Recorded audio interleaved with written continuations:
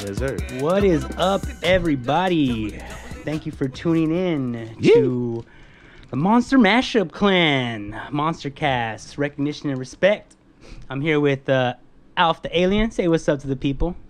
What up, y'all? Thanks for tuning in. You know, go green.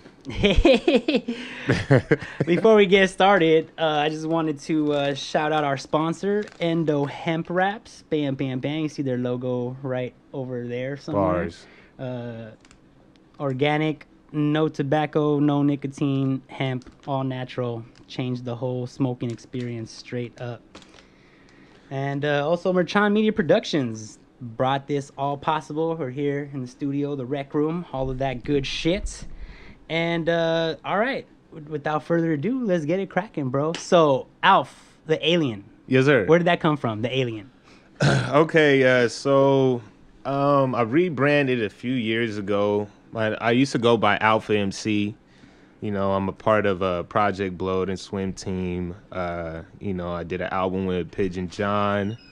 And, oh, that's somebody coming in the door. Oh, it's good. Yeah. Face's uncle. Yeah, that's just pretend like you didn't see him. Yeah, I didn't, you know. But, yeah, like, I changed the name because, I don't know, I felt like I plateaued as that, under that moniker. You know, I did as much as I could. I don't know. Other people might not agree, but, you know, that's just kind of how I was feeling personally. So I was like, you know, what could I do to kind of refresh who I am as an artist? So was it like a personal, like, refresher, like, just to give yourself, like, a fresh start? Or did you really feel like it helped with, like, the process of pushing out projects and social media and, like, the way people perceived you? Do you think it was, like, more personal, or do you think it actually changed the way people perceived you? I think it was more personal at first. I was trying to, because, you know, like, rap was at a weird point a couple of years ago, where there was all these lils and, you know, like there's all this, you know, these like kids kind of just starting their own thing and kind of pretending like nothing else existed before that, you know. So I was trying to kind of, you know, get with the times or whatever. But then, like, you know, I kind of started thinking about it and, you know, I just wanted a change from what I was getting. So, you know, I went ahead with Alph the Alien because I didn't change the Alph part. It's still Alpha. Right, because you got to keep some kind of consistency, right?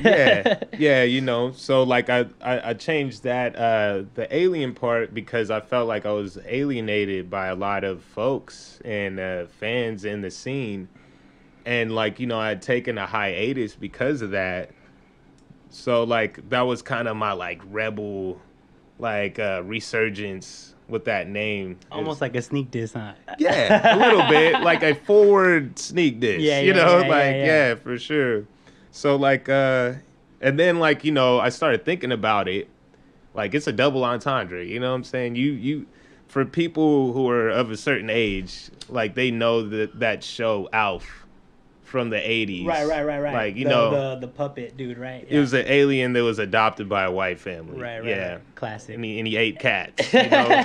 I'm from that era of, like, you know, cocaine writing. You know what I'm saying? Is that what that was? Yeah, like, you know, like 80s and 90s is very cokey, like, you know, television, but it's inspirational though. Like, you know, because those in the writer room's like, yeah, man, this is gonna work. It's great. Yeah. Woo! Yeah, exactly. But like, little did they know that those ideas that they thought were great was gonna be like hilarious and poignant and in a different era. You know what I'm saying? Like, you know, we love the 80s and the 90s, but, like, we know that they're, like, corny and kind of, like, zany. You know what I'm saying? So I was like, that fits me. Yeah, you know you're corny and zany, is that what you're saying?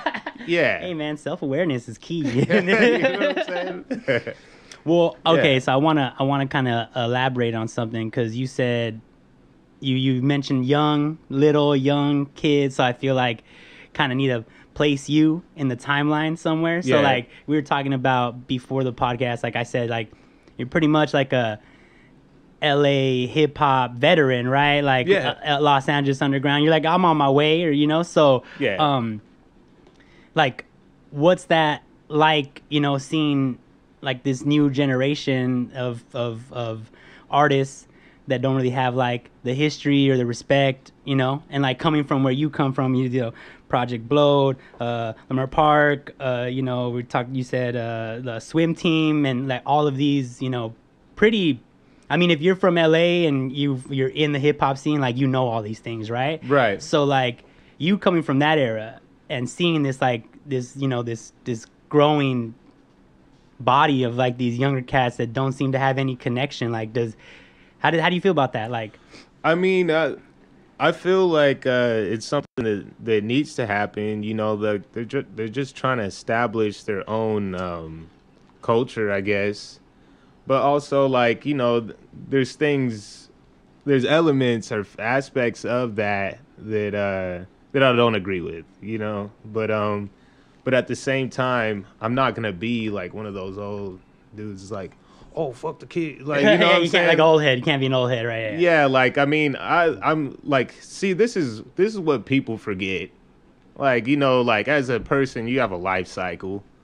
You know, like you start off young. Yeah. You go through adolescence and then right. you're older, like, so. And then you die. Yeah. So for you to like use age as any type of way to discriminate against anybody is really retarded. Sorry for using that. You know, it's dumb. Thanks for apologizing. Yeah. So, you I was know, gonna be like, sorry, it's not. It's, you know, it's. Yeah. Yeah, it's whatever word that you want to use to. Yeah, whatever means like stupid as fuck. Yeah, it's just not developed. Like, you know, it's like for an older person to hate on a younger cat is obviously weird, you know.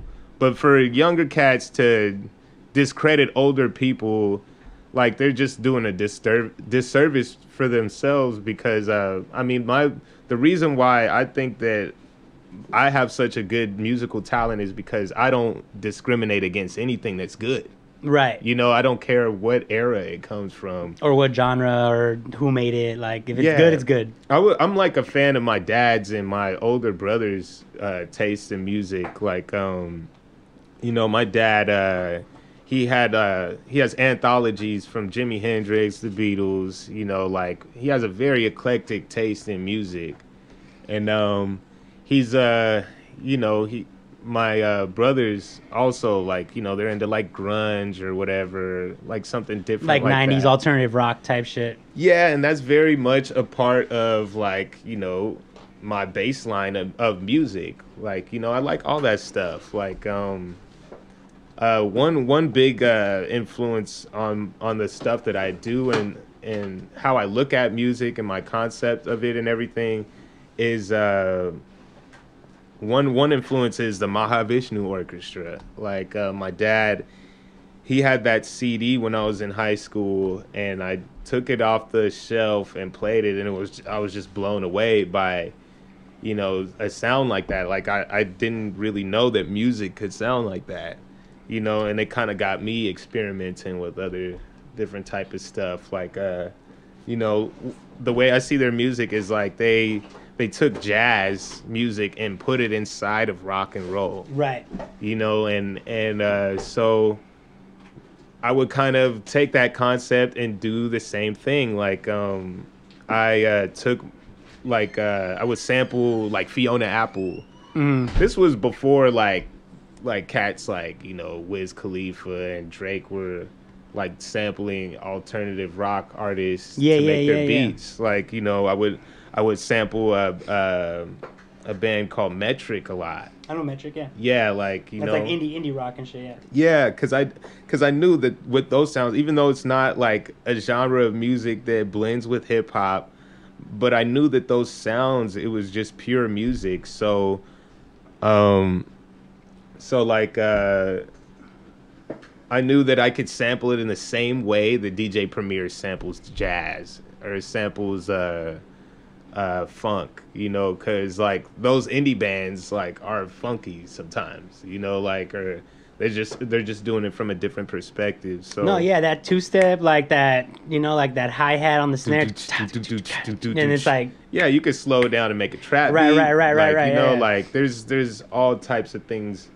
that you could do with time stretching in music and sampling and like to create a new pocket and shit. Yeah. So like that's like coming from that perspective, I never understood like any type of ageism from any end of the spectrum. Like, you know, what a lot of people don't realize is I think that ageism is kind of the fault of the OGs a little bit. You know, like if they hadn't if they hadn't been abusive towards the younger cats, then the other generation wouldn't have took that as a signal to like, you know, this is how you need to be if you want to succeed.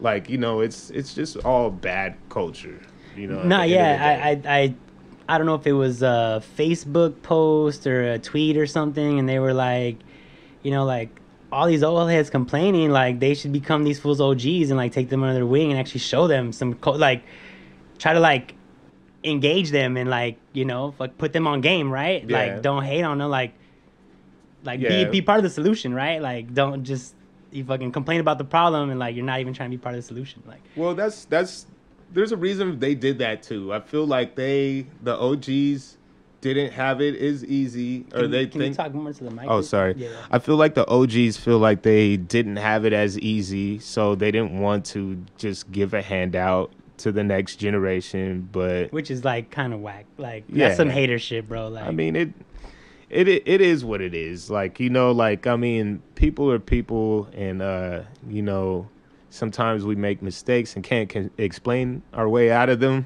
Like, you know right. Yeah, and it's like hindsight is always 20/20, right? Like looking back, like oh, we probably could have done that a little different, you know? But, yeah, it's true. But you know, like I said, so it is what it is. do you embrace the young cats and like try to put them on game, or do you just like are you do you know you keep your distance or what? Well, I give props if I think it's dope, but nah. Because, well, I mean, it's fair, dude. You know you gotta live your truth. Like that's, you know. Yeah, like I mean, I feel like I have to do what I can for myself, and like I don't really see the younger cats hurting hurting in any way. Like you know, they're getting the support even when they complain. Like, you know, like they're still really showered in love and support, and part of it is because they're younger. Like, and they'll, you know, like it's really funny. Like these days, like people feel like they need to disclaimer their age first. Like that ageism thing is bad. You know what I'm saying? Like, no, I think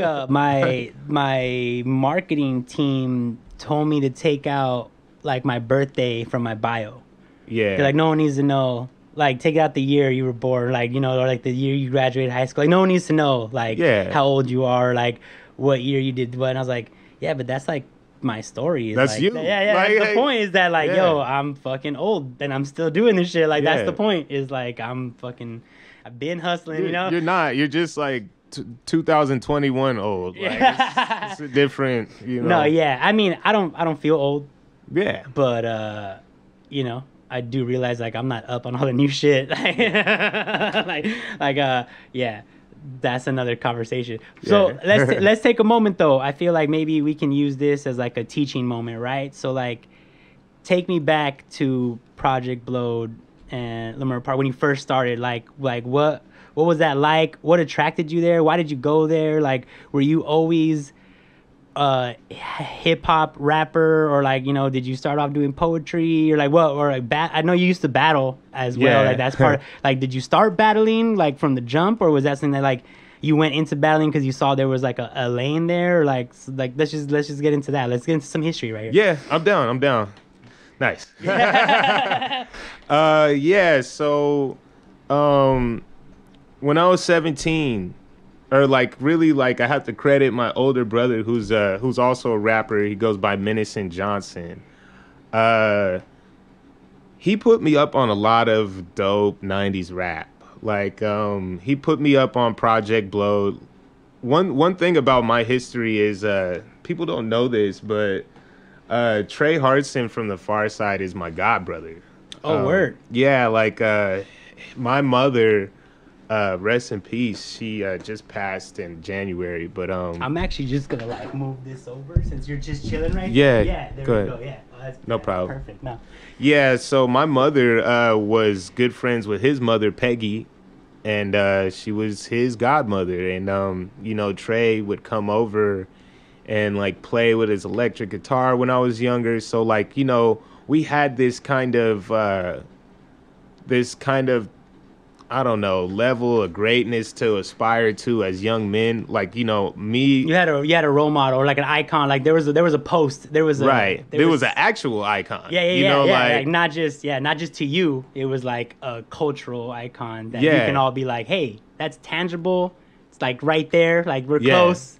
Like we're those people. We could be those people, right? That's kind of like. Yeah. Yeah. It was really dope. It was really special. But yeah, like, so, you know, my brother being geeked out about that, like, you know, he became super hip hop head skater. You know, we started back in the IE, my family, and then we moved to LA when I was about 8. Excuse me. Yeah, my brother, where were we going? Okay, so we're going back to... We're talking about history. We're talking about your story, how you ended up at Project Blowed, how you ended up battle rapping, all of that. So, like, you know, with him being, like, you know, into the LA hip-hop scene, you know, he had Freestyle Fellowship. You can't not know about Project Blowed and the Good Life Cafe and all that, right? Well, like it's like it started as breadcrumbs, you know, like first Far Side, and then I got into like East Coast stuff because that was the stuff that I was more privy to, like, you know, like Black Star, De La Soul, and even the Oakland stuff, like the Bay Area stuff that was dope for underground back in the 90s, like Hieroglyphics, Soul Sides, rest in peace to Gift of Gab. You know, Mac Dre. I mean, he was not really in that lane, but he was, you know, it's Oakland music and stuff. Right. Yeah. Like you can't go to the Bay and not get a little hyphy, like. Exactly. You know what I'm saying? Yeah, for sure. Yeah, like just being a fan of all this stuff kind of inspired me and created a spark in me to try to attempt to do this stuff too. And you know, I would write my little rhymes in the bathroom, and like I showed them to my brother one day, and he laughed his head off. And you know, like I was really determined to try to, you know, just replicate, or like, you know, not replicate, but you know, be inducted, into that or like absorb you know, the culture and be part of it.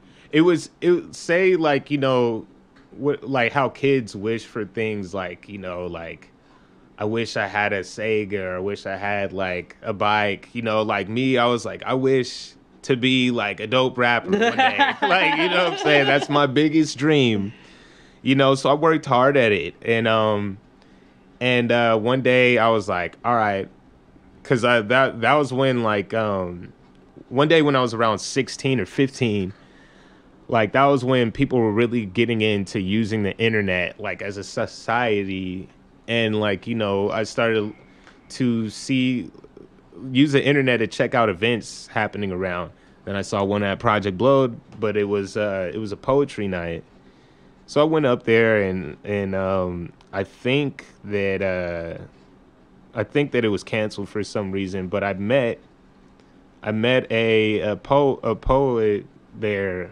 I met a few poets there, and like, you know, like they just embraced me because I was so young, and I think they were like just really happy to see somebody so young to be pursuing you know, like that lane, literature, poetry, like stuff like that. So, you know, like I just talked with those poets all night. It was just me and two of them, you know, and they embraced me, and we became friends. But then, like, I had to go to catch Project Blowed. I had to go on another night. Right. And it was a lot different. It was not like that. It was more like a Fight Club. You know what I'm saying? Word. Like, yeah, dude. Like what aspect? Obviously, like it was like just like dark, grungy, like dudes, like a lot of like Lot of like that dudes. masculine energy, like a lot of like all dudes. all testosterone. Yeah, like I think there was a couple chicks drinking 40s. They were like just as tough, you know, Yeah, like yeah. but all dudes. Yeah, like I, you know, me And did you being rap that first time that you went? yeah, I did. Like I'm my personality is a little bit complex. Like, you know, I could be competitive, but also like, you know, that's not what drives me. Uh-huh. And I feel like Project Blow was like Super competitive, ultra competitive. ultra competitive. Like they focused and zeroed in on the competitive aspect, and I needed that to be able to strengthen my Get baseline. better, right? Yeah. Yeah. So the first night I went there, I got in a cipher with No Can Do, and he would not let me get a word in. He didn't let me get a word in. Subliminal battles. Everybody's doing it to each other Right, though. right. Like You know, it wasn't just him. dude, You know, like I know that from fucking ciphering with Face, because Yeah. he does that. She doesn't even know he's doing it, like pushing you off and like Yeah. just trying to like taking up as much space, like not letting you, like not That's- tossing it to you, like hey fool, now it's your turn, like but nah, that's like, how you get yeah, that's yeah, how yeah. you get good. Yeah. It's a weird sink or swim type of thing, you know, like but also like you could also get good when people give you space. Right. Too. Like, you know, that's not the only way. But you know, moving along, you know, Project Blowed was a crazy experience for me. It was exciting. It was like, you know, something that I'd never been exposed to. So like, you know, I had another goal to attain to. Like, let me try my best to hone my skills so that I could keep up with these guys. And that's out how here. the battle rap started. Well, the battle rap, I joined Swim Team first. Dumbfounded saw what I could do. Dumbfounded is also part of Swim Team. Who else is in Swim Team? Just to the whole, just get the whole roster. I think Okay, I have we'll, it right here. we'll right? go down the list. It's Verbs, Satire, Dumbfounded. It's Verb, Satire, Dumbfounded, Open Mike Eagle. Okay. There's a chick in there named Rogue Venom, who's I mean Not familiar. she works with Planet Asia a little bit. Okay. Like or she's supposed to be on Gold Chain Music. But yeah, she's done credits with Planet Asia. Who else? Lyraflip is in. Oh, word. Yeah, Lyraflip was in Swim Team. Shout out Lyraflip. He actually, sorry to cut you off, No, but like good. we're on a podcast network, La Clica. Shout out La Clica, and he was actually on like the other dude's shows. Oh, word. And I remember hearing it and being like, oh shit, like this one knows all the people I know. Lyraflip is an incredible freestyler, incredible.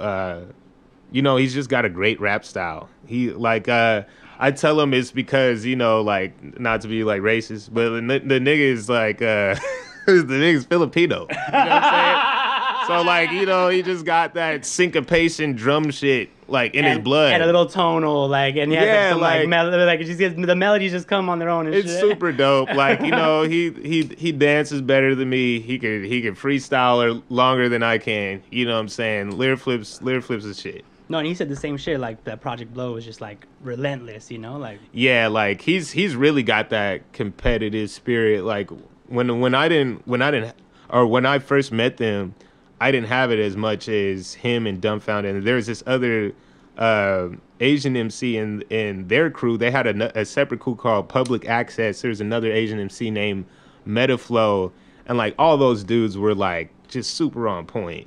You know what I'm saying? Like before I had developed a baseline for my skills.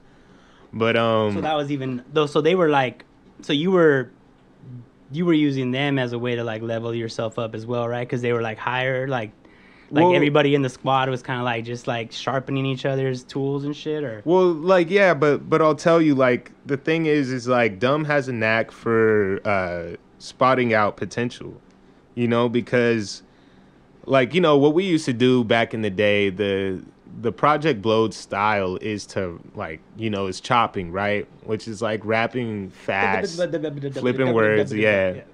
Yeah. The rapidy rap. That's what they Exactly. call it now, the rapidy rap, yeah. Exactly. Like, but on a certain rhythm, like a double time rhythm, like like,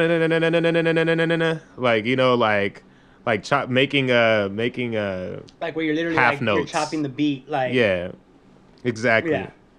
So like you know, Dumb saw me rap fast one time, and he knew that I could rap faster than him, and he was like, yo, that shit's dope. I got to get you on some tracks. Da da da da da. Like one thing led to another. Well, Sat came from. I don't remember what city Sat had came from when he started going to Project Blow, but he's just came out of nowhere. He was like the Green Ranger. You know what I'm saying? Like the Green Ranger was evil at first, and then we gave the nigga a power coin. Like, you know what I'm saying? And then he like started being a boss with us. You know what I'm saying? Like that fucking analogy is fucking perfect. I got him all day, bro. Like I live cartoons. You know what I'm saying? But you gotta give that fool a flute. You gotta give Sat a flute. It sound like a trumpet synthesizer, yeah. But yeah, like so like we kind of noticed each other organically and kind of battled each other a few times. And then one day, we would have meetings at Dumbfounded's house. Dumbfounded was like, of course, the most popular out of all of us. But we would have meetings at his house. And one day, also this guy named Psychosis is in Swim Team. And I believe that Swim Team was his idea. Psychosis was a very talented, like, MC, like, beyond light years, but he was socially weird. You know what I'm saying? Artist shit. Like, artist shit. That's just like some artist shit. Like, yeah. And I think it was his decision ultimately to kind of like leave the group, So, as soon as he left the group and stopped talking to people, like we just kind of moved on. But he's still around. I heard he was at the Last Bananas killing the cypher. Like he'll pop in and out. Psychosis is a very interesting personality. He's like, I don't want to go into it. So but were you yeah, there he's a when lot. Project Blowed became Bananas? You saw that whole transition. How did that happen? Like, how did that work out? It didn't really become Bananas. Bananas just kind of like organically took over as like a poppin' spot because, Project Blowed is like where rappers go to get good. Like no one wants to hang out there, like as a regular civilian. It's like rappers for rapping to rappers for rappers' sake. And shit. Yeah. No one I mean, there's no girls there. Let's just be real. There was no chicks there. There's like very limited chicks, and like Bananas offered a lot more women presence, a lot more female presence. So like, I mean that. So it just naturally became the spot to go. Yeah, better. Yeah. But then we lost the competitive aspect. So like, it became more like, hey, come and show your thing. Like right. all people welcome. Like yeah. Right. You gain something and then you lose something too. So that's kind of how that happened. And I also used to throw an event there called Wow That's So Indie. Yeah, and I actually... it was like an indie rock night, or was it like indie rap night? Or? Well, I was in love with indie rock, like I said before, but, and I knew all these indie kids, so I would, like, mix them in with other acts. Got you. And that was going good. I actually, I booked Anderson .Paak for one of those, like, back in the day, when he was going by Breezy Lovejoy. Breezy Lovejoy. Yeah, man.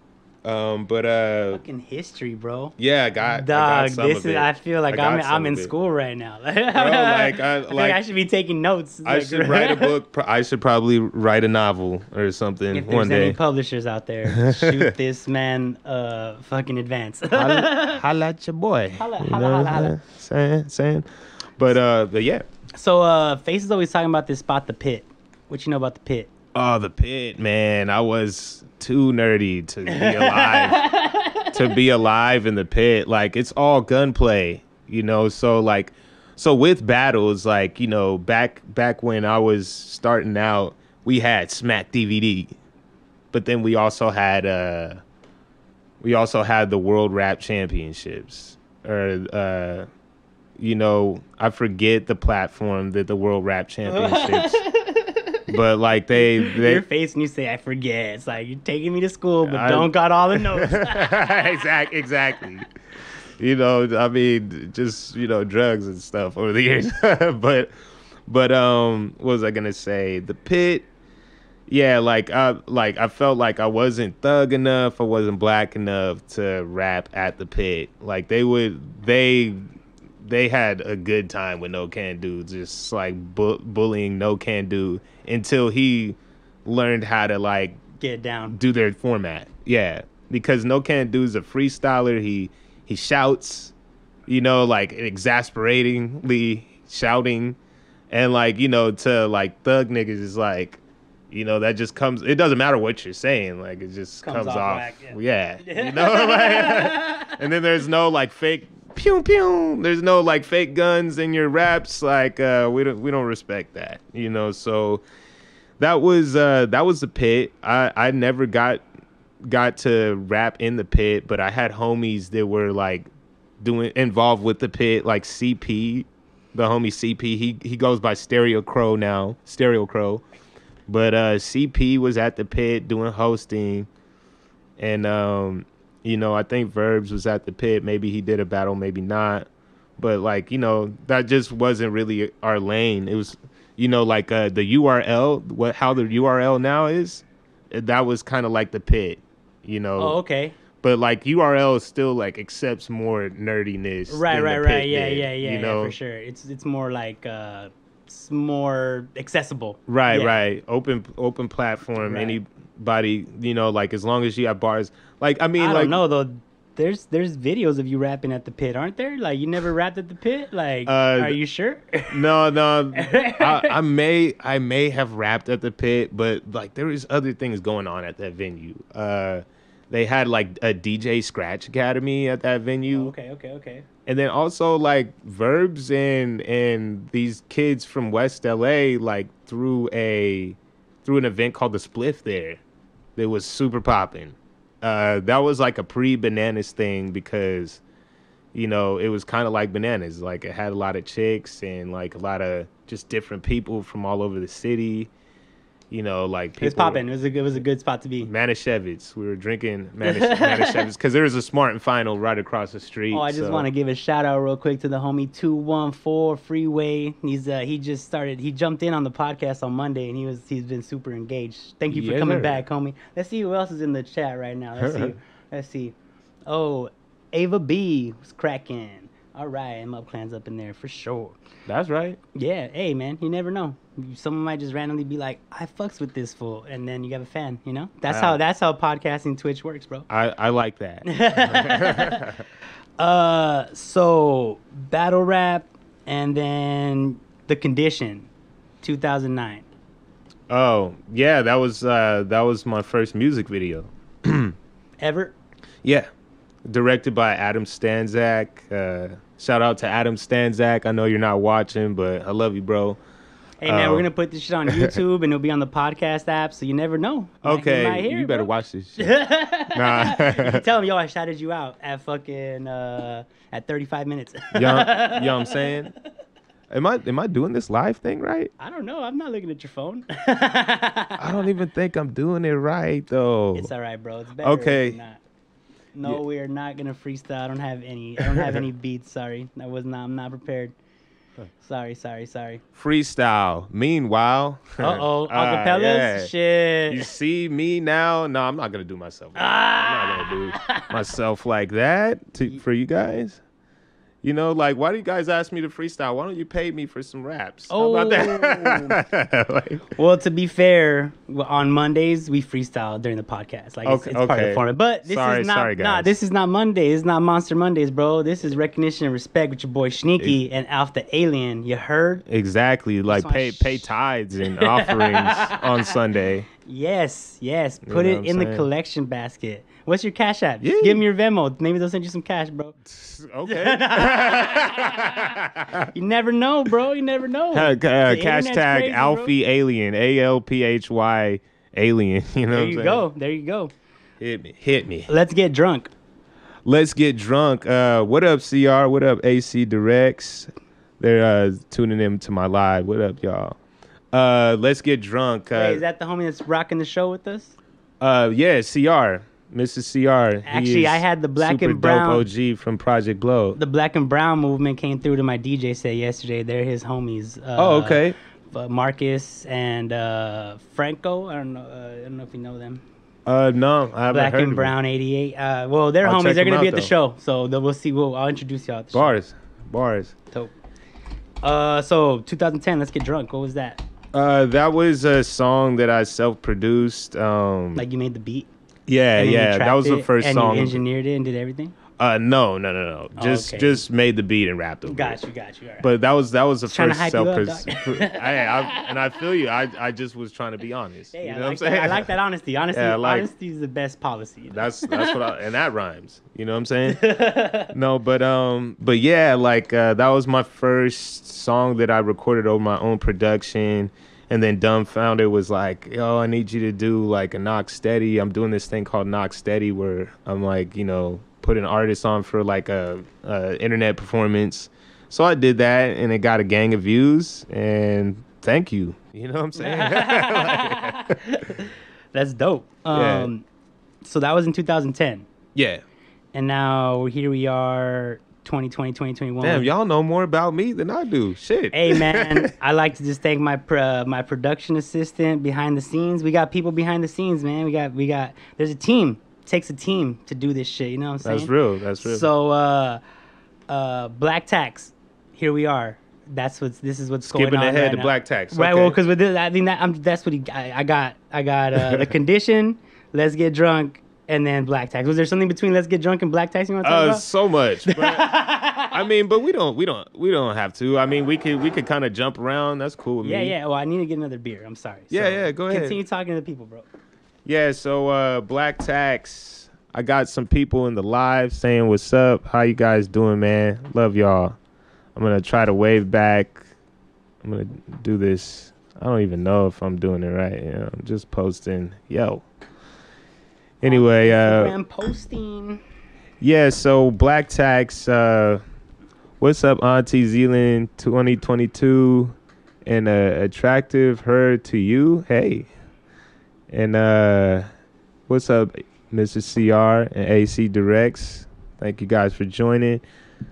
We could talk about Black Tax. Well, that's like your current thing that you just that you're pushing right now, right? Yeah, it's an album, full-length produced album, finally. Produced the whole shit by myself. Oh, nice. Yeah, like so it's like a big feat. Like you did this shit. It's like yeah, goalpost you just reached. That was the release to rebrand myself as Alph the Alien, Black Tax. So it's 11 tracks. A lot of them are very personal. I'd say most, if not all of them, are very personal songs. Just like my own therapy for myself. Like I said, I was going through a lot of confusion and a lot of just bad vibes within myself, so I had to get them out. And drawing poison from the wound and shit. Exactly. Like and I try to do it, and it helped me get sober.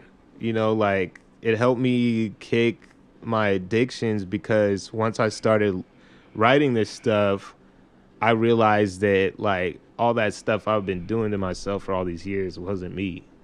You know what I mean? Like, yeah, like, so, you had like a Kid Cudi Man on the Moon kind of moment. I guess so. And it's funny because a lot of people used to compare me to that cat. Like a lot of people would say I sound and look like him, but yeah, like I kind of had one of those moments, and I don't see it, by the way.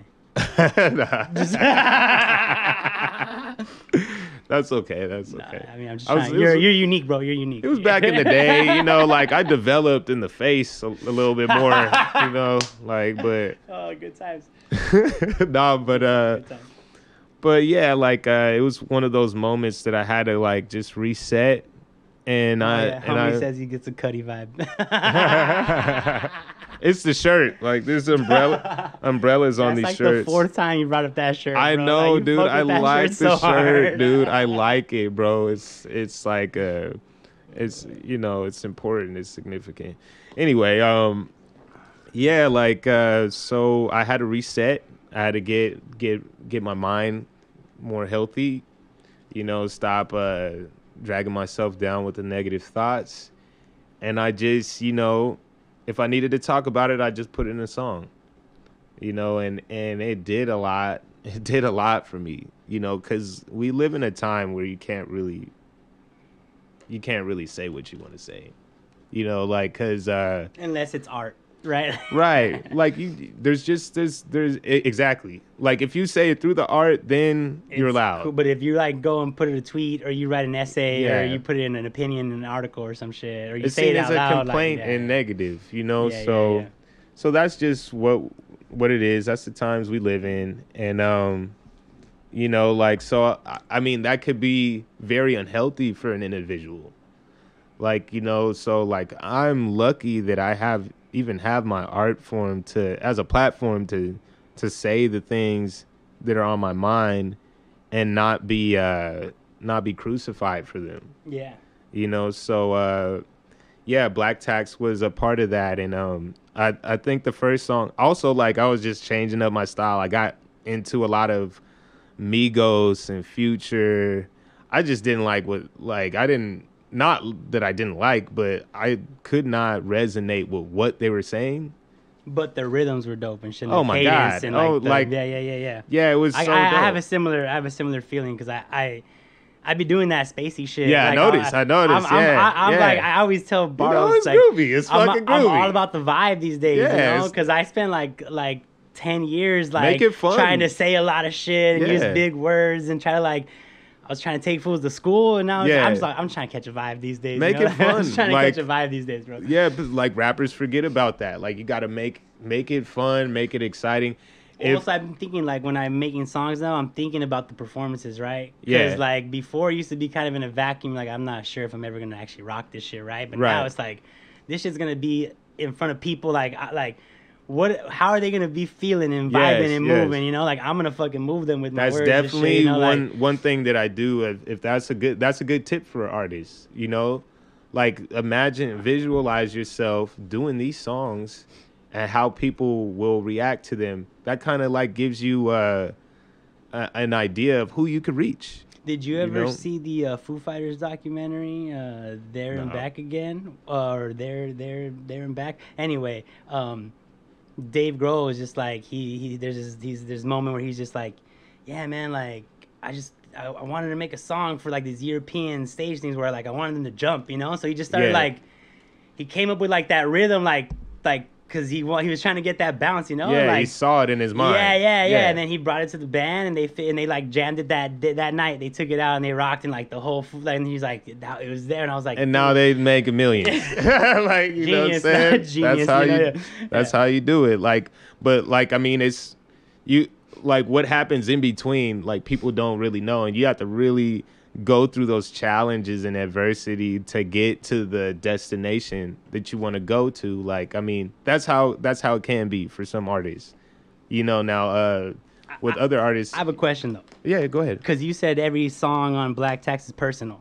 Yeah. Does that mean you made songs that weren't personal?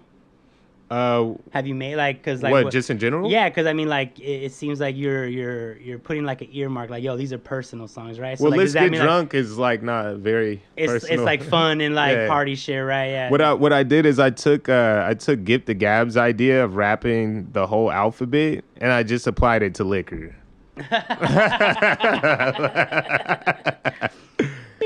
You know, like that. Like, Yeah, that's, genius, man. and it was fun, and like, it was fun, but But it wasn't like some deep spiritual person. Like, it wasn't like you weren't getting some shit off your chest. I don't and feel shit. like drinking is my personality. I feel Like, you. you know what I'm saying? Like, I don't feel like that is a personality. Like, I think it's, you know, like, it could be a part of your personality, but like, I think the ultimate goal of making art is to show people who you are. You Right. know, like, and like, you know, I mean, but like in a like a masterful way. Like, Yeah, it's don't like just curated. It's curated. Yeah, It's like curated. Yeah. don't just air out some dumb stuff about yourself and then Dude, like, I used to book shows when shows were a thing, and yeah, I booked some cats. I'm just like, oh, never again. yeah. They're like, what? I'm keeping it real. I smoke crack. Like, just like, bro. No, dude, like, there was this white guy. Yeah. And he was trying to like do like a commentary on like racism, but he was saying like adverse, like just straight out racist shit, like trying to prove a point. And I'm just like, bro, like no. Like no, you don't get like that. Doesn't you can't do that. Like it does. Where's a seat when you need one? Yeah, bro, like, you just sound like a racist, dog. You don't. You like no one gets that you're trying to be funny and like trying to prove a point and like drop a message. Like you just sound like an asshole. Like, yeah. And you just fucked up the whole vibe at this fucking show. And like I'm never gonna book you again. Yeah. Yeah, it's a shame that some white people be doing that. Yeah. You know, like I don't know where they're getting it from or who's not telling them. That's the thing. You have to have good friends, bro. Yeah, or just watch some Spike Lee joints. I don't know, dude. Like, all right, so let's get back to Black Tax. Where did the name come from? Black Tax. Oh, okay. So I saw this internet video of this guy, the first black guy to work at Google. And was that recently? Like, no. Just happened, or what? No, it couldn't have. Like, no, but yeah, like in the video, he talks about how much harder he had to work to get to where he is than a white person would have. And he said, we call that black tax. And I was like, yeah. I was like, that shit sounds dope too. Yeah. You know, like, and I feel like I relate to this first black guy at Google because, you know, like my parents try to set me on a different path that was not stereotypical. Right. Like, you know, so like, I was like, yeah, I'll go ahead and just take that, you know, like. And then like it also synced up with what was happening around the time, like, you know, but did the name Trump was in office, and like, you know, all of a sudden everybody was all weird and fucking racist. Like white people that I knew started just saying some bullshit, huh? Yeah, or just acting a different way. Y'all were thinking like this the whole time. Yeah. I lost a lot of homies during that shit. Like dude. I was like, you know what, unfriend. Right. Like I didn't even know. How could you know, like, when they act like it's, you know, when they act like they're chilling, and then when something happens politically, like, then it's like you see a different shift, you know, like, and like they start signaling to their real people, like, yo, I'm with y'all. Like, he said this one. No, yeah, exactly. Like it's fucking crazy. So, you know, that was going back to being able to say what you want to say or need to say and can't being able to say it. Like, black people wasn't even allowed to say nothing when Trump was in office. Everybody was kind of like just, you know, like ignoring us, like ignoring our complaints about things. Like, you know, is that how you felt? Yeah, until it reached a boiling point. Like I felt that a lot in Los Angeles. That is the reason why I started writing Black Tax, is because I saw my country revert to like a 1950s style segregation. And that goes back to like that Alien too, right? Like being alienated, like you know. So like, and I was and feeling also like that immigration, shit. Illegal, like aliens, right. All of That part too. Like, you know, we're all included in this struggle. All people of color are included in this struggle for basic human rights, you know. And you know, like I am not a politically savvy person whatsoever, but I did take some advanced classes in high school, so I know a little bit about it. You know, AP? You took some AP? Yeah, I took some AP classes in high school. Okay. But so I know a lot about human development, just like at a baseline, but I'm not really into the politics because I just see too much blatant bullshit. Like, you know, like I can't root for anybody. Yeah. Like, you know, I just gotta I know a lot of people see that as a cop out and blah blah blah blah, whatever they want to feel. But like first and foremost, what comes to me, or my priority, is my happiness, you know, like, and if I gotta like argue with people 24/7, that's not making you happy. Yeah, that's a waste of life. Yeah. Like, you know, but other people, I feel like they do that you know, because they're worried about what other people think about them. They're worried about you know, just a whole lot. I could go into that subject really in depth, but just for the sake of time, I just Hey man, we have time, bro. yeah. Well, I mean, you know, I just want to, you know, like I don't want to spend too much energy on it, but yeah, like basically I started like, you know, taking all the elements from that I grew up with, like, you know, excuse me, like revolutionary ideas and feelings when it comes to getting more rights or being treated fairly. That kind of like, you know, that's what inspired the song Black Tax, you know, and like I was listening to a lot of Migos and Future, and everybody was doing that triplet like rhyme scream, yeah, like which is like, to me, is Latin. Like, you know, that comes from like a Latin type of like like, you know what I'm saying? Like, you know, like it's like waltz, like the a waltz. It's a waltz. That's what I mean. It's a waltz, yeah. Yeah, like, but I hear that in a lot of Latin music, that triplet. Like, you know, so what was I gonna say? Yeah, like I just kind of came up with a line. Like the first thing that I felt, I was like, ain't nobody being honest. Ain't nobody being honest. Because I just seen like everybody being switch up. Like, you know, okay, all of a sudden everyone's like, I'm trying to go to the money, which is where like white and light skinned folks are, like, you know, and they kind of just left dark skinned black people in the corner without any like resources or any help, like, you know. So like that's kind of how I was feeling. So I was like, ain't nobody being honest. 2019 niggas going green. That's just basic economics, you know, like. And like that line was like me saying, like, you know, it's not about our cultural pride anymore. We're just like trying to like get bread. Everybody's on the come up. You know, everybody's trying to come up. Yeah, and out for themselves, you know. So like, you know, I said that like that because I feel like that's wrong. You know what I mean? Like, and yeah, you're like you're calling them out. Like that's a call out. Yeah. You know, so like that was personal. Like, and I feel a lot better after that. Like after making that song. You're like, oh God, said it. Yeah. You know, yeah. No, I feel it. No, and honestly, like my like we apply for grants and shit to like get money to do art. Right. And you know, one of the things that I always say is like I believe in like the transformational power of art. Like art can transform, right? Like whether it's like metaphorically, like you transform yourself, or even like when you paint murals and shit, you transform a space, right? Like art is transformative, you know? Sure. And I feel like all people in all society would benefit from doing art, not even if they were like good at it and trying to get paid. Absolutely. Like, but just to like have that exercise to be able to say the shit you want to say and express the shit you need to express, you know? And like it just sucks that like art has been like sucked out of, you know, curriculum, and like art the art doesn't have like a place. It's not like, you know, like because we all can't make it big as artists, like, right. And that's why they're trying to teach us to explore different, like STEM, you know, like fucking science, technology, engineering, mathematics, right?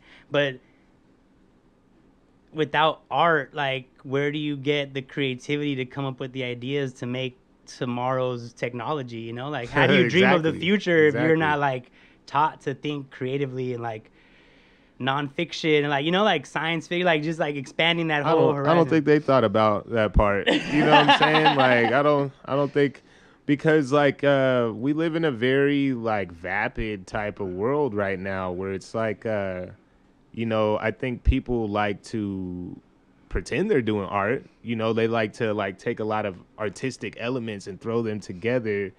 But like, you know, I feel like the real nucleus of what makes something art is like, you know, is it honest? Is it coming from you? Well, this is where Unc would say they're not artists, they're artisans. You know, like, okay. You know what I mean? Like they're like mass producing the practitioner other people's art. Yeah. You know, like they're taking other people's shit and putting it together in a way that could be like, you know, they're not artists, they're artisans. That's like that's Me and Unc always have that. No, I feel. It's like, cause then cause we have vendors at our events, and he'll be like, "This is artist." Like he gets excited. He's like, "This motherfucker's an artist." He gets all pumped. Like this is like because he really fucks with that. Yeah, well, like, he's an artist too. He paints, he draws. Like he word, knows okay. art. Like he also knows history, and he has a. He's also a very opinionated person, has a keen eye for things. Yeah. That's why he's our manager, right? Like he sees the shit that we don't see. So like, right. so he's always quick to point out like that's not art. That's art. That's artisan. Right. That's art. Like that's the same type of dude I am.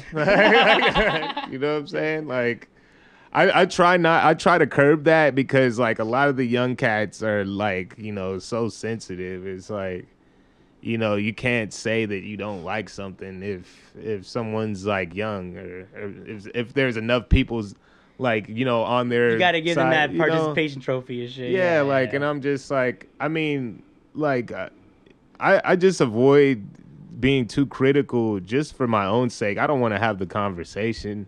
You know what I'm saying? With like I feel like a lot of people think that I'm like snobby and they're like, do you like this? And like waiting for me to say yes. And I'm like, no. And then they're like, they're like, why, dude? Because I do. And like, I respect your opinion and I don't want you to say you don't like it.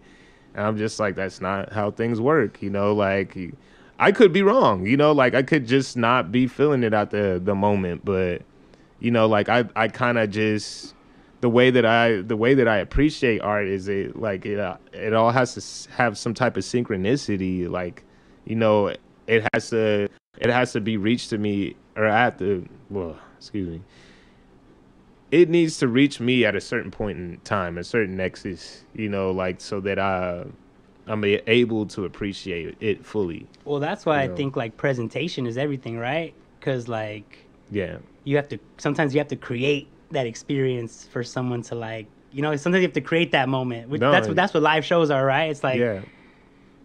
You're gonna like this shit when you hear it here with the visuals and the sound and the smoke. Like you're gonna fuck with this shit. It's an experience. Yeah. Like you're gonna go home and want to bump this shit now. Like. Yeah, I completely agree, and like that presentation is, it's like 90% of it these days.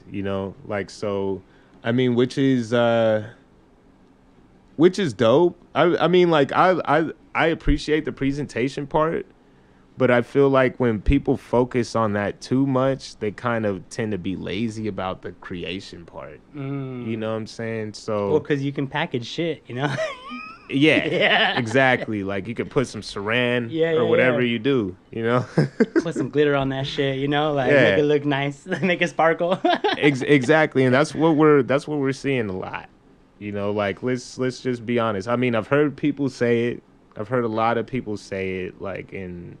I don't think they're haters.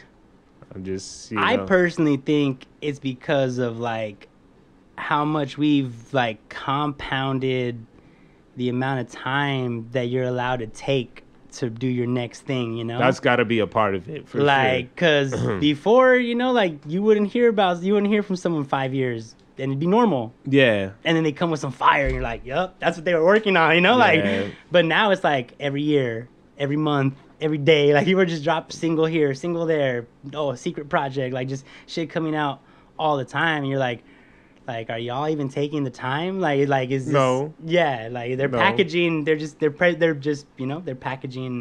trying to mass produce content. They're making content. Like, they're making content. It's just. Like, and I'm playing that game too. We are too. We are too. But it's like I.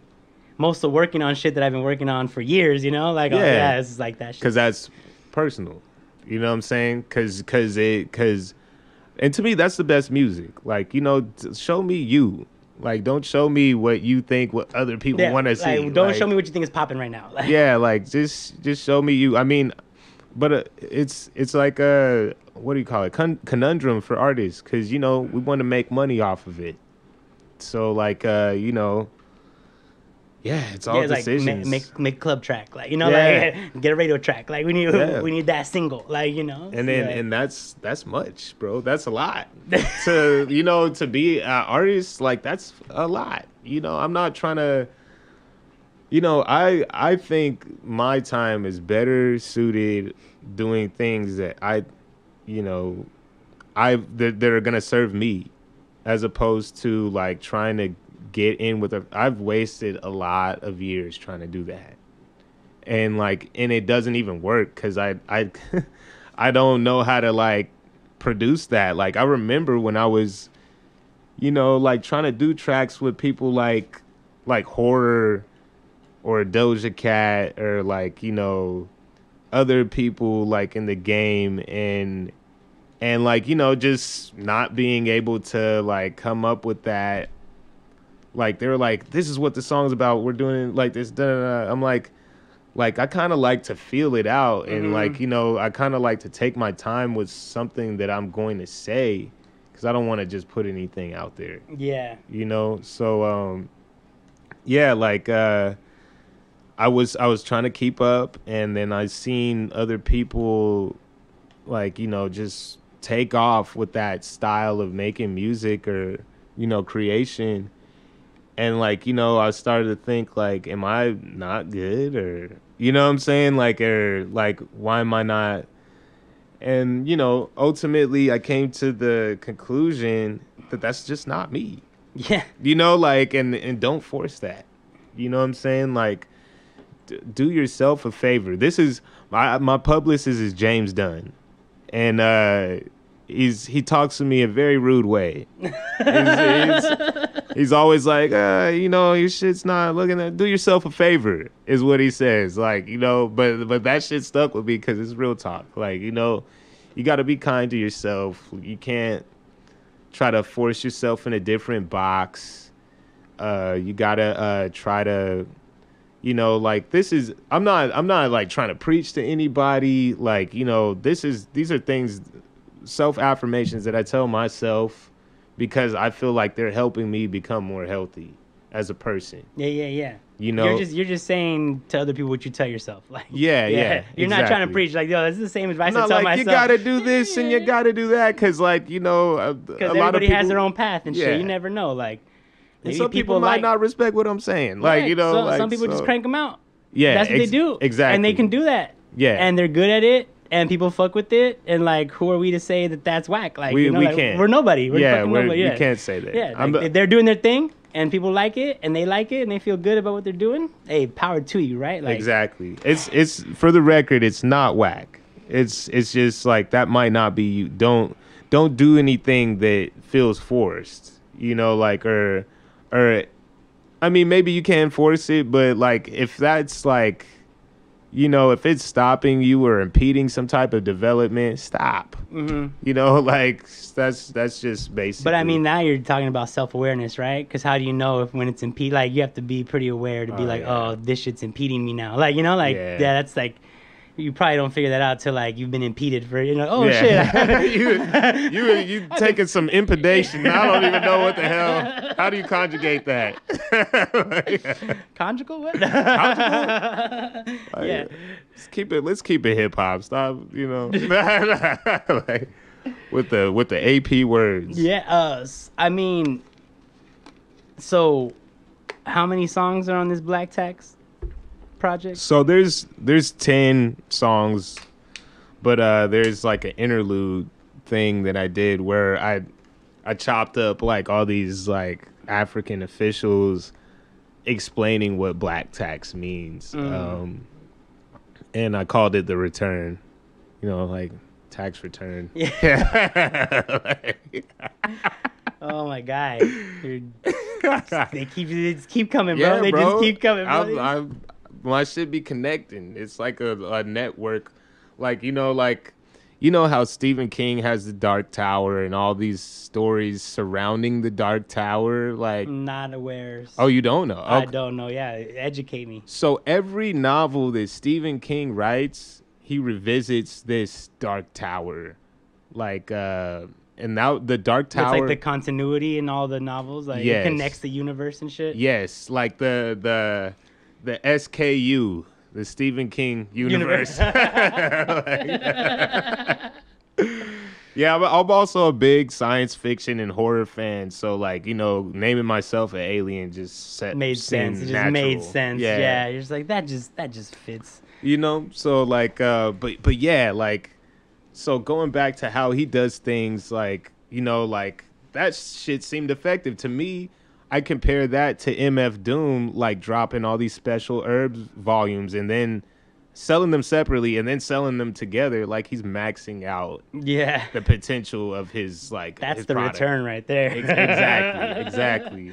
So like that's kind of just how I try to put things together. You know, like I want things to link up. I want it to make sense. I want it to be thematic. And yeah. Yeah, so we got some questions. So Doja used to be a Bananas and was in the LA scene, right? Yeah, she was. And you used to co-host Bananas? No.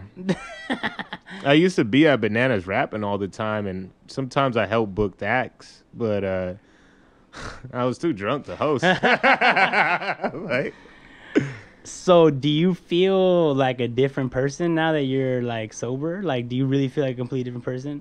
Like, do you look back on things that you I do. did and I'm you definitely listen to like different. other music, like like your older son be like, damn, that's like I don't even know, like that's crazy. Like, I still listen to the same fucking music. yeah. As I when meant your was stuff. I meant like your songs that you put out. Like, do you ever have you like do you listen to. like your own projects and feel like it's someone else? Like, Yeah, well, I do just regularly, cause because you're just a man. weirdo, huh? Yeah. I am a weirdo, bro. Like the thing about me is I constantly have a transformation. You know what I'm saying? Like You're on that saying shit, constantly evolving. Exactly.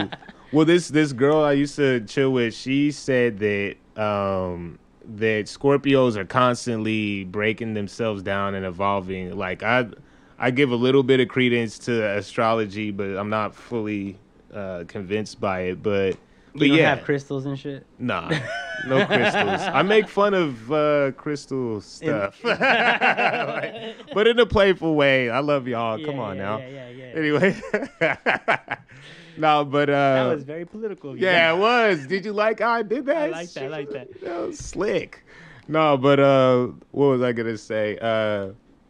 Yeah, so I'm like constantly changing. Like I felt like when I was younger, I had this voice that was stuck inside my stomach, and I would rap like this, like, you know. And like when I kind of got older, my voice kind of like I was able to explore different tones and ranges, and now like I could, you know, I still have a monster creature voice, but like I'm able to, like, you know, stretch it and do different things with it. Like, you know, I've always thought I had an interesting sounding voice, but sometimes it's doesn't really connect musically like back in the day. Like, you know, like I'm a lot more masterful, but back in the day I was just kind of a deep guttural, like choppy You were really dude. caring about tones and like trying to hit notes and like being in key with the beat and shit. Yeah, I feel it. So like a lot of the people feel my older stuff, but I kind of, you know, like I think it's cool, but I'm like, you know, it's older stuff. Like it's you know, it's cool. Like I like this stuff that I'm doing now a lot more. Yeah. I mean, Yeah. of course, it's like, yeah, I listen to some old shit and I cringe. It's like, oh, damn, Yeah, I put that out. It's a little cringy. It's a little cringy. But to so many people in the underground, like, That's the shit. yeah, That's that shit. Yeah. and I gotta like not be like hating that on shit yourself. whack. Yeah, you Like, can't hate you on know what I'm yourself saying? or hate on them. Like, Yeah, really, exactly. They're like, what are you talking about, you fucking asshole? Yeah, Like, we love that shit, bro. Like, you know, so yeah. I wanted to make a comment on the political stuff because you say you're like not into politics and or like rooting for people. And I just like I come from a whole different, like my parents were politicians. I was like raised in the political theater. So you know, you're like I was, offended by that? No. Like, I would just say like local politics, you know, like Yeah. shit that directly affects you. Like Yeah. try to start there. Find your issues that you care about, like in your own community and shit. You know, where you actually see like direct, tangible change. You know, like then that's Yeah. like that other than that, like, fuck it. Like, you know, like, you just, like, the shit that directly affects you, though, like, you got to care about that. Because, like, you'll have politicians fucking, you know, like, taking your tax money and fucking doing backroom deals and giving contracts to their homies. And then, like, now you have, like, a fucking aquatic fucking, some fucking pool that your city doesn't even need, you know, that no one uses. And it costs, like, a bunch of fucking money. Like, a bunch of people got rich off it, and like no one uses it. I didn't say that to discredit the importance of it. Like, I think that it's very important. I just think, like, you know, that was just a personal response. Like, as for me, like, I grew up like wanting to be an artist, and like, you know, like that. If anything, like, that would be the most political platform that I have. Yeah. You know, like, cause you know, like, politics are not just politics, if that makes any sense. No, yeah, it affects everything. Like, you know? Like, it's like, there's like social politics. There's like workplace politics. You know, like and I'm always on the wrong side of those politics. Like, you know what I'm saying? So like, that's probably why I'm like very anti that. But I mean, you know, I try to stay as aware as possible. It just, like, there seems like this layer that kind of keeps normal people out, you know, from being able to see what's happening with their communities, with their nation, like and it's knowledge, really. Like, you know, like, you have to do the knowledge, and people dedicate a lot of time and energy to that, and I'm not knocking them at all. Like, it's just something that I don't do. Yeah. But I just had to say that. Like, I feel like I feel you. My father would be remiss if I didn't mention the importance of local politics. You don't like politics? Who are you hanging out with? Yeah. Like, why are you talking to this cat? Like, he don't even care. Like, no, I super care. It's just you know, sometimes I see so many things that I feel like I don't have control over, whether I was involved or had more solidarity or not. Also, it's like I said, going back to it being personal, like, you know, I feel like I don't have the energy for it. You know what I mean? Like, yeah, you've said like we've been hanging out for a couple hours now, and like I've heard you talk about like protecting your energy and like using your, like, you're very aware of like how other people drain you, or like things that drain you, and like you try not to participate in those activities or hang out with those people, and like, so I could see how like just because I haven't found a better way. Politics is draining as fuck, bro. Like, trust, like, that shit's not, it's not fun, you know, like, it's not fun. But it's cool, like, when you see the fucking shit get done, and you're like, yeah, people power, you know? That's true. Yeah, that's true. That's like the tightest part. But other than that, it's kind of whack. Like, it's a struggle all the time. Like, you're constantly debating, arguing, trying to, you have to listen to an asshole who you know is an asshole. And then, like, and then actually, like, answer him in a way where like you're actually giving credence to the shit he just said, because if you can't start there, then he's not listening to you at all whatsoever. Like, my blood is already boiling, bro. Like, like, that's how I feel about it. But you know, what you said to me just now, like, you know, that does resonate with me. You know, maybe I should take a little bit more.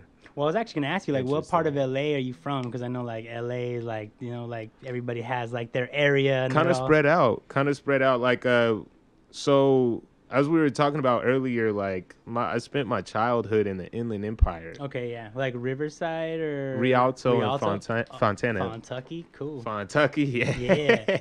Yeah, I used to see peacocks on the way to school and stuff. That's kind of tight. It was super tight. I loved it. When we moved to LA, I hated my parents. Like, because I was like, dude, you moved us no nature out here to RoboCop 3, the movie, and I hate it out here. You know, like gang war and shit. I was like, you know, I'm only 8, but there's kids fucking at school. Like, what's going on?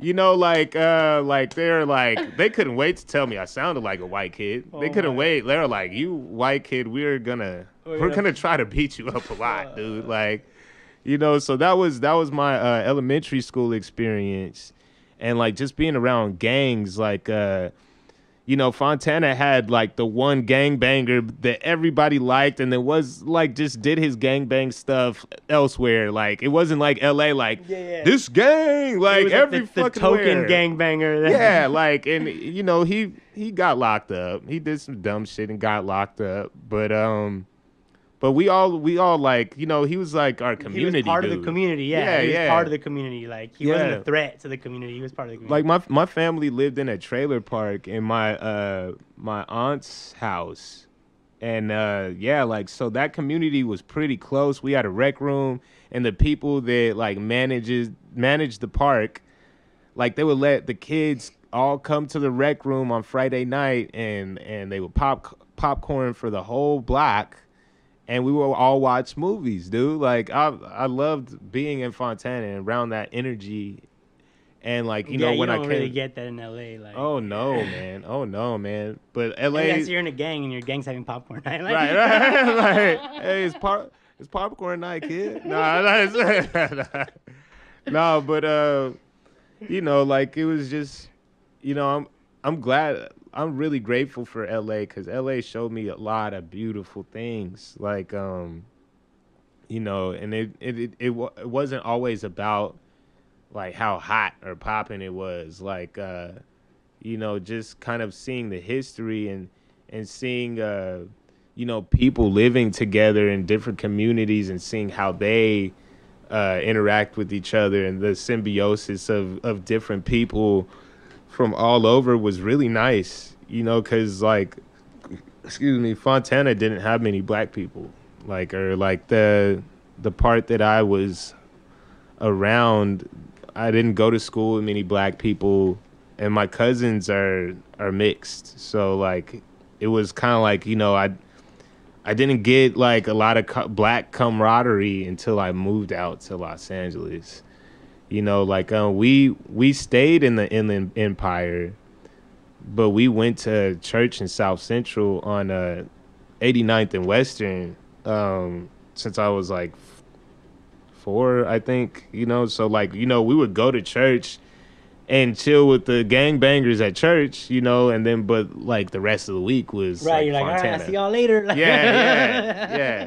Peace. Exactly. Go back to my quiet little town. Y'all shoot each other up over here. You know what I'm saying? Like, but no, like it was just, you know, like I needed that too. Like, you know, like it's just, you know, there's so much that's fucked up about the black community that was, you know, that's not our fault. Like, you know what I'm saying? Like, that's an understatement. Yeah, like, you know, I just try to make it as general as possible. No, yeah, not for sure, yeah. But like, you know, like we need to be together though. Like no matter, you know, like we like thugs, the nerds, you know, like we're all black. Just be we need to be together because, you know, we're family. Like, you know what I mean?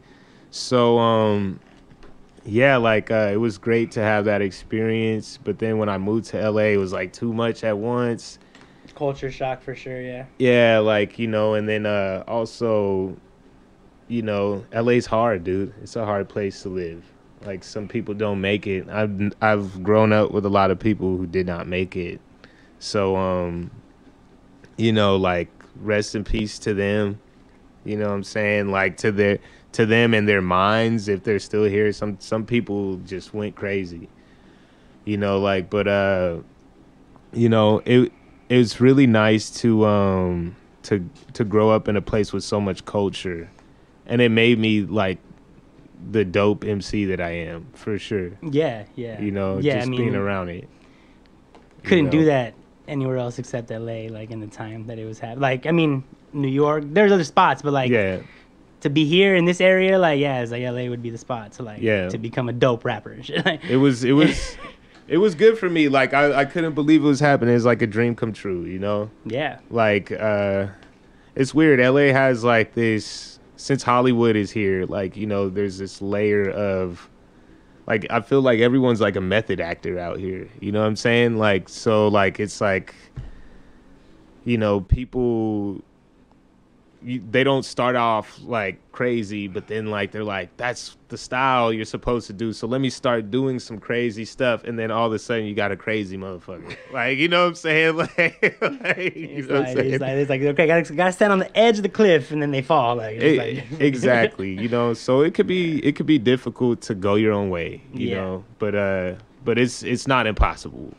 Nah, I mean, like, and I think a lot of that has to do with like parents and like the environment you're raised in, right? True. Like, I know from personal experience that like I was always encouraged to be like wild and flamboyant, like do whatever the fuck you want, right? But I know like I have homies or like, you know, people that I've interacted with who like their whole shit was like not conform, you know, like school, job, mechanic, like plumber, whatever, like gang, drug dealer, like whatever it was. Do like, what you're supposed to do. Do this shit. Yeah. Like you have a path. This is your fucking path. Like do that shit, right? So it could be hard, like society and then your parents and like, you know, fucking the culture that you walk out of your house and you're in danger. It's like, you know, like people want to set you up with something. How do you survive? Yeah, like how do you survive? Oh, I'll just follow the path. Like it's already laid out, you know? It's like that's the easy way, but it's not always like the most fulfilling way, I mean, you know? Times change, like certain like modalities change. Like you can't do what you could do as a plumber like 30 years ago these days. Yeah. Like, you know, it's getting hard. You're not building an empire and having like multiple properties off of being a plumber and shit. Exactly. So like, I mean, yeah, that's another I'm pretty reason. Sure there's some fucking plumbers out there killing it though. So like, shout out to them. shout out to them. Peace to y'all. Yeah. But no, like, but that's exactly why. That goes back to the point. That's my point that you know, it's good to go your own way. Like, I mean, it's better to go your own way than follow somebody else, because you're ultimately in charge of your own happiness. You're in charge of what happens, you know, like you have to, even if things are not your fault as an adult, you still have to deal with the consequences. Yeah. Like, you know, just because you didn't put yourself in that situation doesn't mean you don't have to deal with the situation now. Like, you're there. Like, this is reality as it is. Like, deal with that shit. It's harsh. Like we were talking about nature, right? It's like nature is brutal. Like, you know, like reality is brutal. Like, it's also beautiful and fun and enjoyable. And like, you know, there's a lot of like fucking tactile pleasures that you could have here, you know, but there's also like ways to expand your consciousness and like, you know, explore other places in your mind. And then there's like, you know, there's art. You can make art, you could read, you could absorb art, you know, you could experience what you're seeing with your eyes, like that's not it, you know what I'm saying? That's not all there is. No, I mean, I have a whole psychedelic studies segment on the Monday podcast where I talk about like legalization, like policy updates and like research that's coming out of like John Hopkins and like maps, like so I'm like just dropping all the I love psychedelics. I'm trying to like start a fucking psychedelic revolution. It's happening. The psychedelic revolution is happening, bro. The psychedelic revolution is happening, bro. It's happening. Like they're decriminalizing mushrooms and ayahuasca and like they are, huh? Yeah, like, AOC just put some like a little line in some bill, like in some spending budget that says like you know, universities are gonna be able to do studies on Schedule I drugs without like the feds coming after them. So like it's happening, you know. And I think there's definitely like well, you wanted to talk ancient aliens, right? Like I do want to talk ancient aliens, but before that, I want to say that I have recently invested in these earth natural mushroom gummies. Okay. Yeah, like I don't know on if the stock market or what? Like no. Just bought some cash. Put some cash. Yeah. I invested in myself. You know what I'm saying? I put the money that was in my wallet and invested into someone else's wallet, and then took the gummies. I bought the gummies, and I thought that it was a good investment. Yeah. You know. And now I'm telling y'all to go invest. Now, you know, we do not do financial advice on this fucking podcast. Yeah, please do don't not listen to us about spending your money, bro. Not from us. Not from us. Not today, dude. You know what I'm saying? You gotta tell people, because then they'll be like, well, these motherfuckers told me to go invest and shit. Like, no, I didn't. Yeah, I was being facetious. Yeah, I like that word, facetious. You know what I'm saying? But yeah, like I got these gummies that help improve focus and all this other stuff. And I'm like, is that some like drugs that I just bought? You know, was that drugs? Is a lion's mane mushroom? That's not drugs. Totally Okay. legal dietary supplement. Yeah, they're all dietary. Okay. Yeah, okay, yeah. Okay. Stamets 7. I like those, like from Paul Stamets. It's like this. He has like Called Stamets 7. Yeah, his name is Paul Stamets, and he has his own like dietary supplement. It's basically like the 7. He's a mycologist, studies mushrooms. Okay. It's like the 7. He put together like the 7 most like beneficial mushrooms and put it all together. Like, it's like Oh, so you have something similar. Yeah. Nice. Mushrooms. Nice. I also like He said mushrooms. I also microdose like psilocybin too. So like, that's a drug.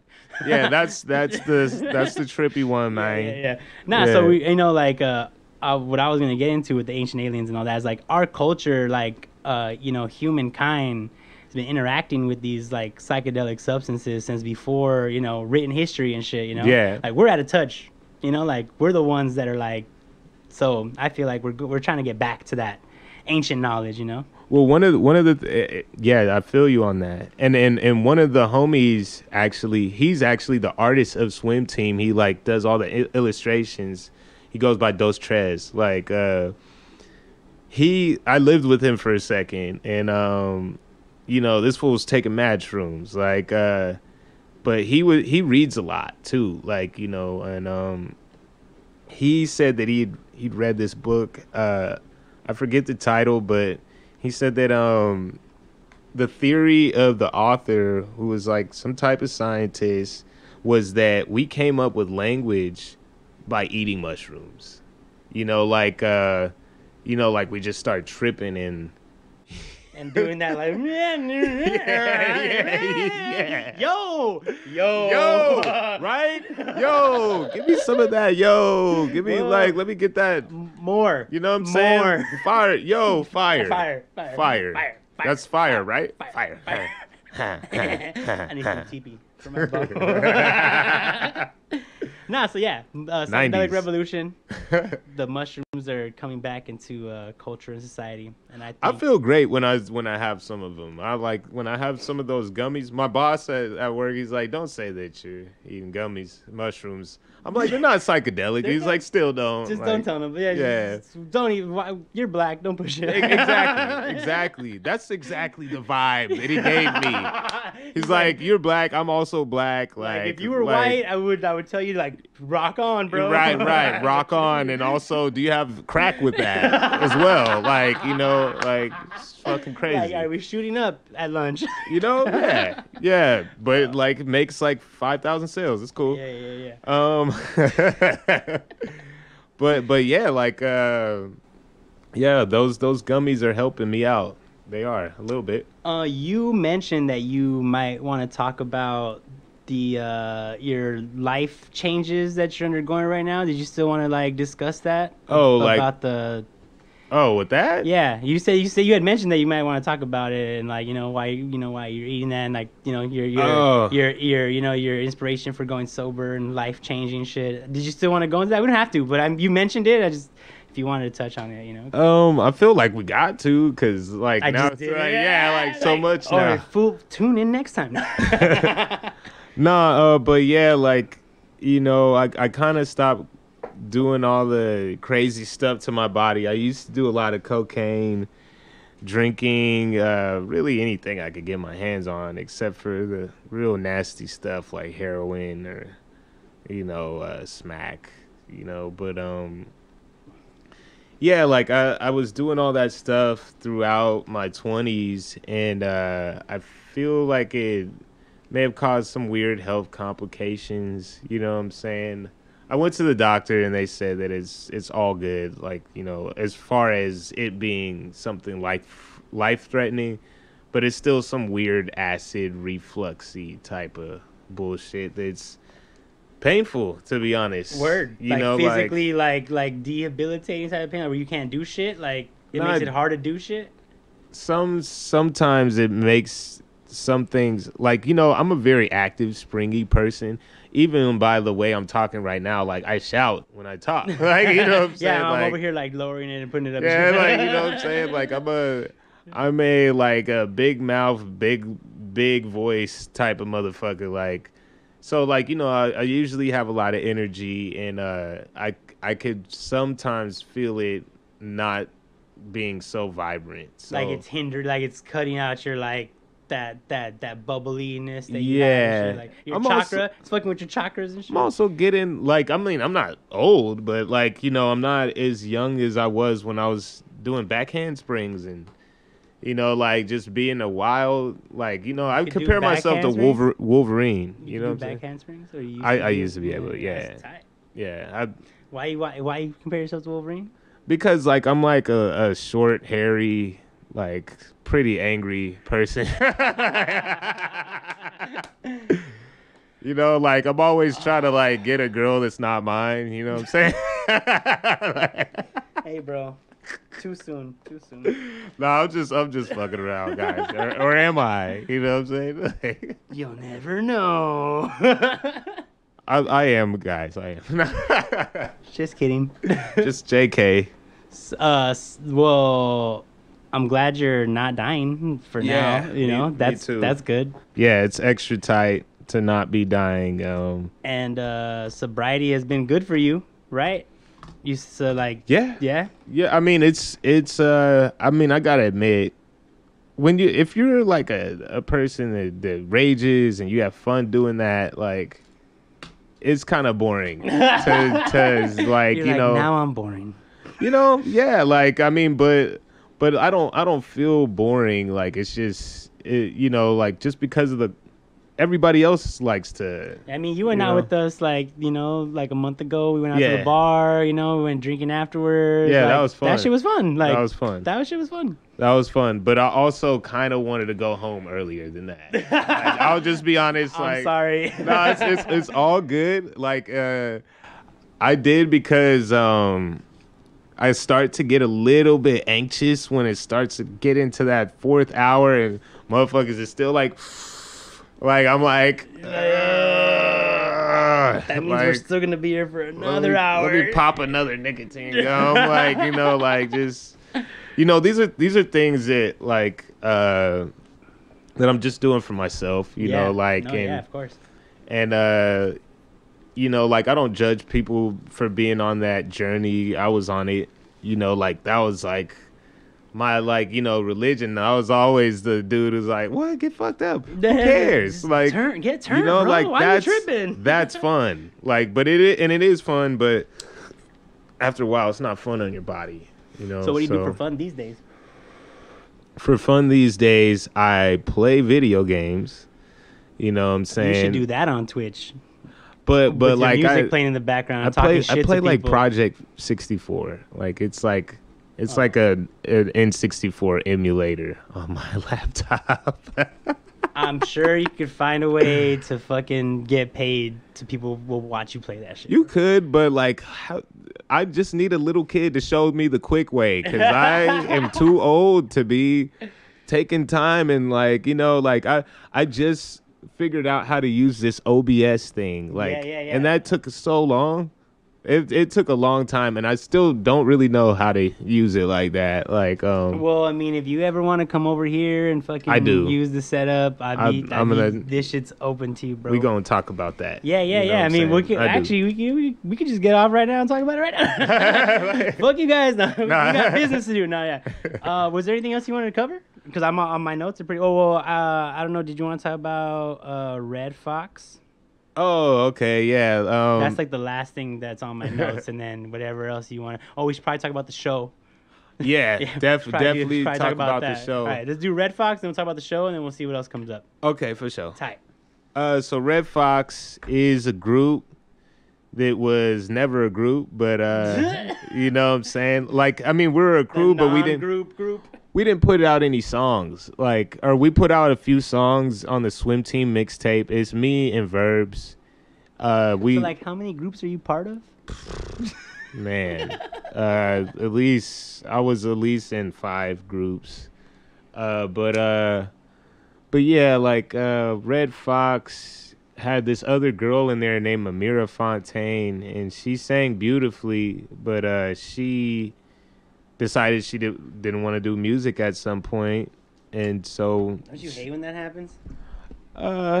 Actually, for her, I liked it because she got into like a dope relationship, and then they moved to Silver Lake, and they was all dressing and smelling nice, and I was like, yeah, you're doing good. That was a good move right there. Like, you know, like yeah, nice castle right there. yeah, like, you know, so like you know, and it's not for everybody to, like, you know, be a music artist. It's a grind for sure. And then, like, some people are just not built for it. Like, yeah, we hear that all the like, yeah, it's a conversation that we always have, you know. Some people are just like, it's hard, bro. It's hard out here. We do it because it's fun and we're maniacs. I mean, you know like, what I'm saying? I Like, need this shit. Like, exactly. I need it like the maniac part. Yeah, I need like a tweaker needs a pookie. You know what I mean? Like, exactly. I need this shit. Like, if like I don't do this shit for too long, I start scratching, get all anxious. Like, I start getting irritable, moody. Right. I gotta go work on some music. You know? Yeah, no, I feel you. And people need us to do that.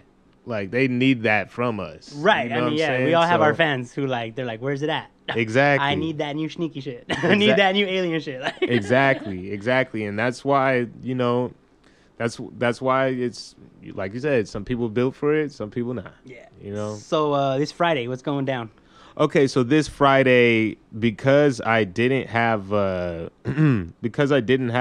album listening party when I put the album out in 2020. Because COVID? Yeah, COVID hit right when I put the album out, and I had to cancel the album release. I'm going to have a listening party at The Smell in downtown Los Angeles. That's 247 South Main Street, LA, California, 9012. We're super specific with that one. Yeah, you know, I'm trying to get y'all motherfuckers there. You know what I'm saying? but nah, like I'm gonna have a show. The album release that never happened.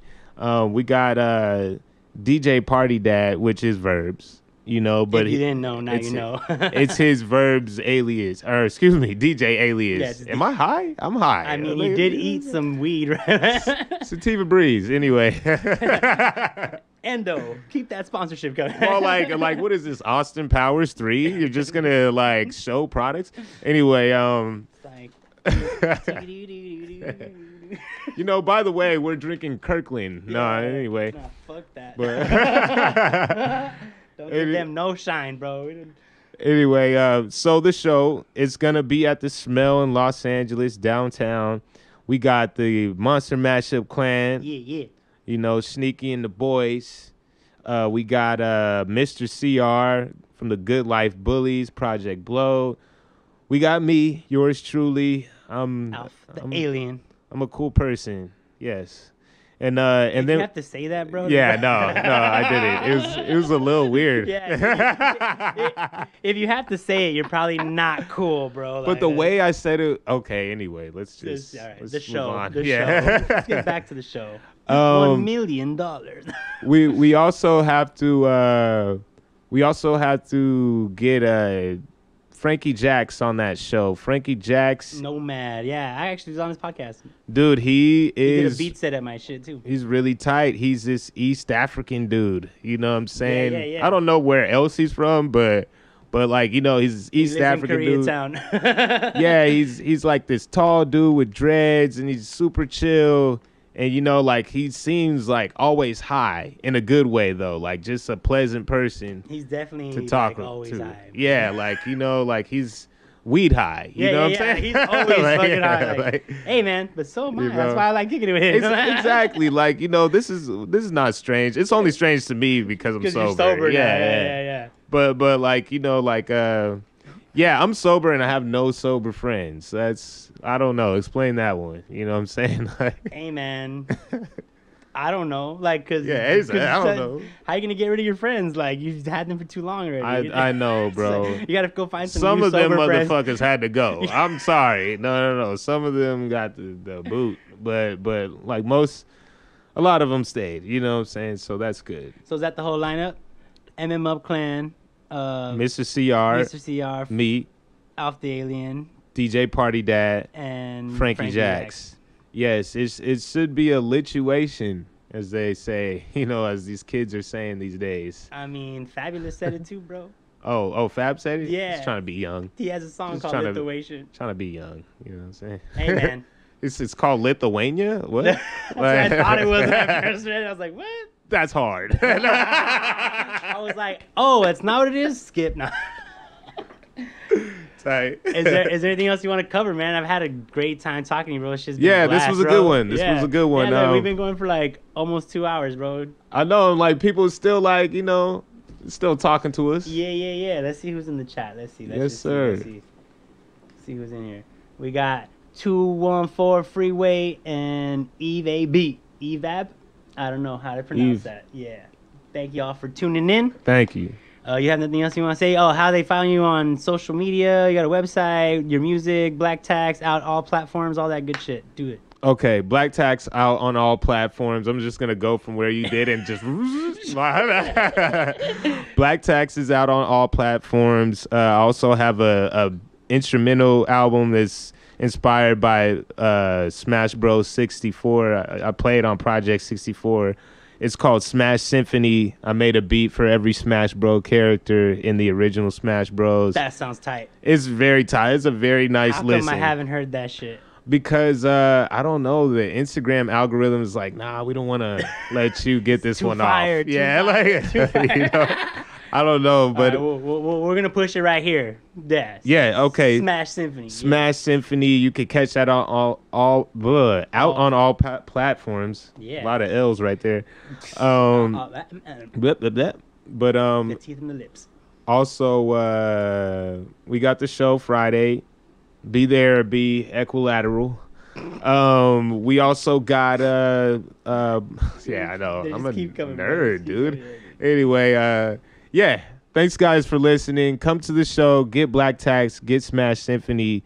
My name is Alph the Alien. Instagram is Alph the Alien. It's ALPHTHA Alien on everything. For 1,000 years, for 1,000 episodes, whatever the Rick and Morty joke is, like Alph all the time, forever and ever. I'm Sneaky. You can find me official Sneaky ENT, or Rec Respect Pod. You should probably follow Rec Respect Pod because that's where all these clips and all the posts about the podcast are gonna be. Because can't be having that shit on my personal one. That's just it's too many videos of the same shit over and over again. Sorry. Rec Respect Pod. Alph, it's been a fucking pleasure. Thank you. We'll be rocking the show this Friday. Everybody go follow, go subscribe, go listen, go share, tell your friends. We'll be back tomorrow, Monster Mondays, 9 p.m. right here on Twitch. Peace.